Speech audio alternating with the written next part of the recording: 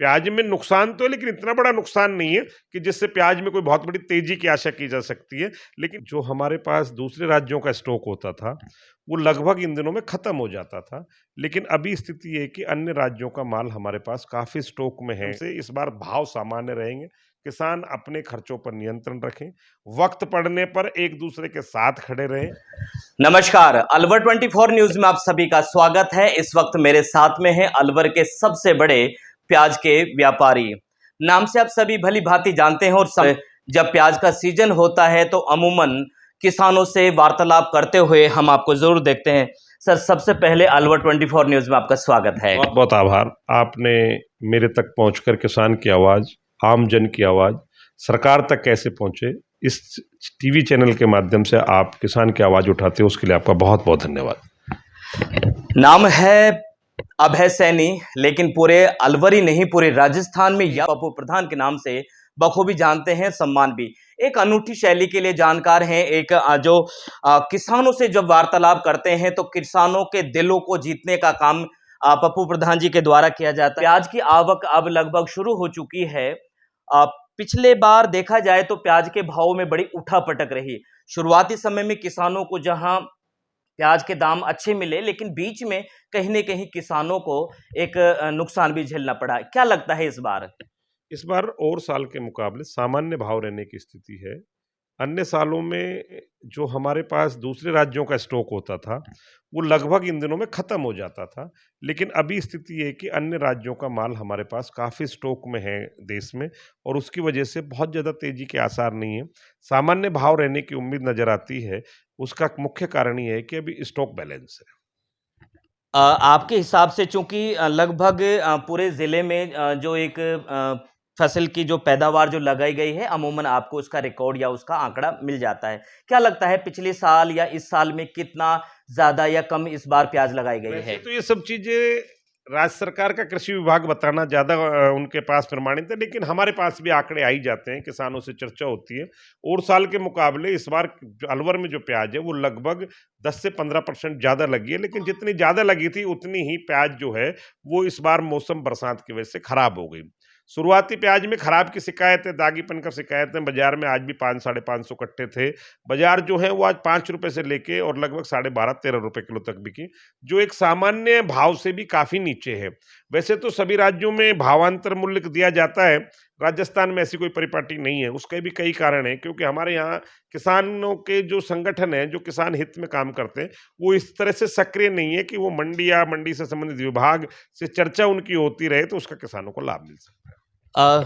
प्याज का जो एक पीक टाइम जो है, एक जिसको अपन मार्केट में बूम कह सकते हैं, कब से शुरू हो सकता है? कब वो अलवर में हमेशा 5 नवंबर से लेके और 20 दिसंबर तक लगभग 2 महीने के आसपास बूम सीजन होता है, भारी प्रेशर होता है। और इस बार भी उम्मीद है कि इन दिनों में प्याज की काफी आवक रहेगी। प्याज में नुकसान तो है, लेकिन इतना बड़ा नुकसान नहीं है कि जिससे प्याज में कोई बहुत बड़ी तेजी की आशा की जा सकती है। लेकिन ये है कि नुकसान है तो उतना फालतू लगा है। मध्यम जो प्याजें हैं जो बीच में लगी है, उनकी काफी अच्छी पैदावार निकलेगी, ऐसा उम्मीद नजर आती है। किसानों की शिकायतों को और जो परेशानी है उनको भी हमें थोड़ा सा मद्देनजर रखेंगे। अमूमन मैं कई बार इस तरह के सवाल भी उठा चुका हूं कि जब किसान मंडी में प्याज लेकर के आता है तो पर्टिकुलर जो एक उनके साधन या उनको रुकने या ठहरने की व्यवस्थाएं शायद माकूल होनी चाहिए, वो शायद नहीं हो पाई है। उसके लिए मंडी प्रशासन की तरफ से क्या सुविधाएं की जा रही हैं? मंडी प्रशासन की तरफ से वैसे तो मंडी समिति अपने हिसाब से व्यवस्था देती है। यहाँ पर इंदिरा रसोई की वैन भी लगती है। रात्रि में यहाँ पर किसान आते हैं तो उनको कंबलों की व्यवस्था भी होती है, पानी की व्यवस्था भी है, सुलभ शौचालय की व्यवस्था है। लेकिन जिस तरह का हाईटेक मंडी होनी चाहिए उस तरह की हाईटेक मंडी नहीं है। पिछली सरकार में भी हमने बार बार कहते रहे कि हमें यहाँ पर मंडी के अंदर टीन शेड मिलना चाहिए, पक्का फर्श मिलना चाहिए, किसानों को सोने की जगह मिलनी चाहिए, रात को संपूर्ण लाइट की व्यवस्था होनी चाहिए। ये सब चीजें हैं, लेकिन विपणन विभाग के ऊपर दोनों सरकारों का कोई ध्यान नहीं है। इस बार मैं देख रहा हूं कि जो मंडी की जो बात है, काफी जो हिस्सा है वो कच्चा है, यानी कि जहां बारिश या इस प्रकार के मौसम में क्या किसानों को उनकी जो प्याज के कट्टे हैं वो कहीं ना कहीं भीगने का एक डर भी होता है। क्या लगता है इस बार कितने पैमाने पर उसको पक्का किया जा रहा है? सरकार के द्वारा पिछले राज्य में भी हमारी मांग रही और पिछले राज्य में भी हमने प्रयास किया था कि जल्दी से निर्माण हो। पता नहीं तकनीकी कारण की वजह से नहीं हो पाया, लेकिन इस बार इस सरकार के आने के बाद यहाँ पर पक्का कार्य का निर्माण सुचारू रूप से चालू है और उम्मीद है कि प्याज के सीजन से पहले संपूर्ण मंडी पक्की हो जाएगी और जिससे हम किसानों को काफी राहत मिलेगी। अगर हम प्याज की बात करें, भाव की बात करें या विश्वास की बात करें, तो पप्पू प्रधान ने अलवर जिले के किसानों का एक विश्वास भी है। ज़्यादातर लोगों की एक ख्वाहिश होती है कि मेरी प्याज पप्पू प्रधान की फड़ से बेची जाए। हर बार आप कुछ न कुछ एक नवाचार भी करते हैं किसानों को। वो एक बात विश्वास की है, तो क्या इस बार किसानों के लिए क्या खास आपकी तरफ से की जा रही है? मैं कहना चाहूंगा कि क्या लेकर तू आया बंदे और क्या लेकर तू जाएगा, सोच समझ ले रे मनमूर्ख आखिर में पछताएगा। ऐसे भजन हमारे यहाँ पर काया पर गाए जाते हैं। मैं पप्पू भाई प्रधान, मेरे पिताजी एक सामान्य किसान थे। मेरे पिताजी एक सामान्य जीवन जीते। सब्जी मंडी में उन्होंने दिनचर्या में पलदारी करके अपने आप को आड़ती के रूप में स्थापित किया और वो जब इस दुनिया से गए तब मुझे अलवर का एक बड़े आड़तियों का पैमाना में वो छोड़ कर गए। मैंने प्रयास किया कि मैं मेरे पिताजी का नाम रोशन करूं, मैं मेरे पिताजी का दिए हुए कारोबार को आगे बढ़ाऊं।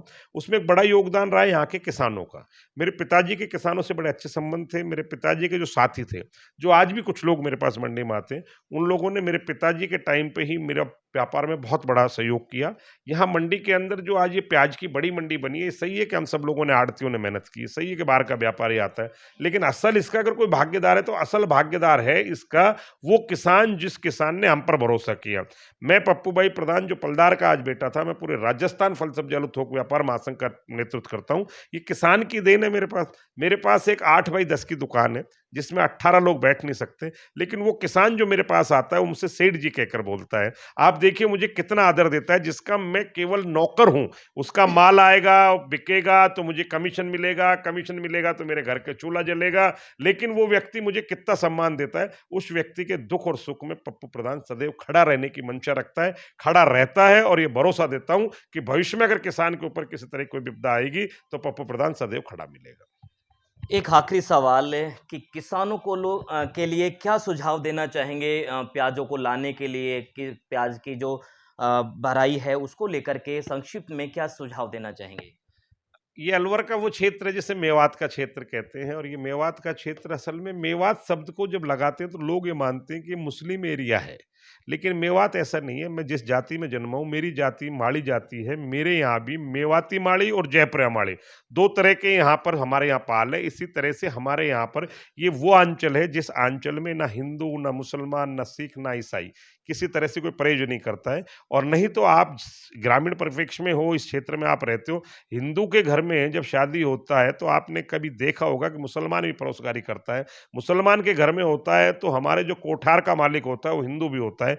हिंदू की बेटी की शादी में, विदा में, वहां पर जब हमारे यहाँ हिंदू की रीति रिवाज होती है, मुस्लिम महिलाएं भी निभाती हैं और मुस्लिमों के जो रीति रिवाज होती है वो हिंदू महिलाएं भी निभाती हैं। ये वो क्षेत्र है जिस क्षेत्र में बाबा भर्तृहरि पैदा हुए थे, उनका तप क्षेत्र है। ये वो क्षेत्र है जहाँ असनखा मेवाती का इतिहास है। ये वो क्षेत्र है जहाँ पर भाईचारा की एक बड़ी पैमाइश है। मैं कहना चाहूंगा आप टीवी चैनल के माध्यम से, और फिर भी किसी आदमी को कोई तकलीफ होती है, वैसे तो मैं इतना बड़ा आदमी हूं नहीं, लेकिन पप्पू प्रधान आज इतना बड़ा आदमी बना है तो उसके पीछे भी किसानों की एक बड़ी भूमिका है। जिन किसानों की फसल हो रही हो खर्चा कम करे, जिनको किसानों का फसल खराब हो गई हो और कई बात हो तो अगले साल तो 1,50,000 रुपए किसानों की हम भी मदद करने की क्षमता रखते हैं। और 10-20 हजार रुपए जब किसान हमसे ले जाता है तो कहीं ना कहीं हम भी उसका कभी कभी पैसा इस्तेमाल कर लेते हैं। आज उसकी फसल खराब हुई है तो आज हम उसके साथ खड़े, क्योंकि यही तो किसान थे जो खड़े होकर आज मुझे यहाँ तक पहुंचाया। इसलिए ऐसी कोई बात नहीं है, सामान्य भाव रहेंगे और लोगों की मैं भी मदद करने के मन में हूँ।